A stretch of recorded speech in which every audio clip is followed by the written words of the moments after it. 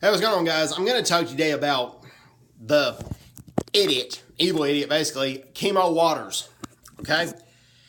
Kemo Waters, his full name is Kemo Emmanuel Waters, and he is basically a dangerous man. And I promise you, if I was South African and lived in South Africa, or if I was American and had resident status in South Africa, I'd file charges on him. And let me explain why.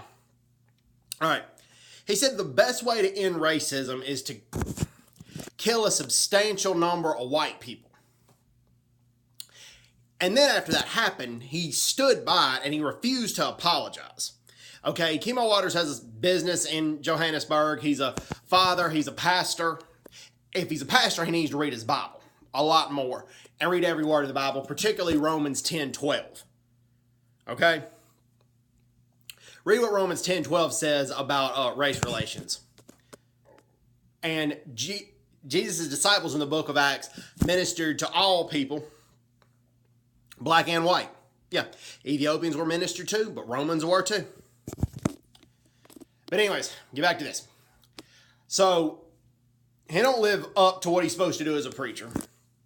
He's from Johannesburg. His family vacationed out in Cape Town, South Africa.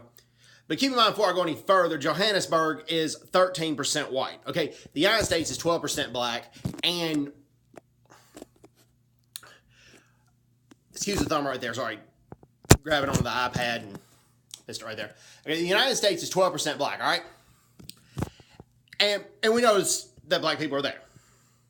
So he had to have noticed that white people were in Johannesburg as well. Well, when he went to Cape Town, he was, according to him and his family was hardly waited on. They were made to sit at the bar at the restaurant for half an hour while that the servants didn't attend to them. It was kind of like passive racism. I've heard of stories like this happening in Cape Town, but also during the apartheid years, Cape Town was a hotbed for white anti-apartheid activists. So I'm not saying all whites in Cape Town are like that. I'm not even saying most are. But let's say what he said was true. So after that happened, he went on to Twitter and said the only way to end racism is to kill a substantial amount of white people. Well, but then he said in Joburg, it's not like this. You can go wherever you want to. People don't care. Obviously, he didn't have problems with the whites in Johannesburg, South Africa, based on that tweet. So that was just a childish overreaction from anybody. And had I went to an African-American-owned business or an African-owned business and it happened to me and I said something like that, which I would not say because I don't think like that, and that is an evil, illogical thought, you know, it's just irrational and it's illogical. Particularly if it didn't happen to me at previous African-owned businesses and previous African-American-owned businesses. And yes, I've been to African-American-owned and Jamaican-American-owned businesses, and it's been fine. So anyways, Kemo Waters is a very dangerous man. He doesn't need to be a pastor. He's obviously not qualified to do that.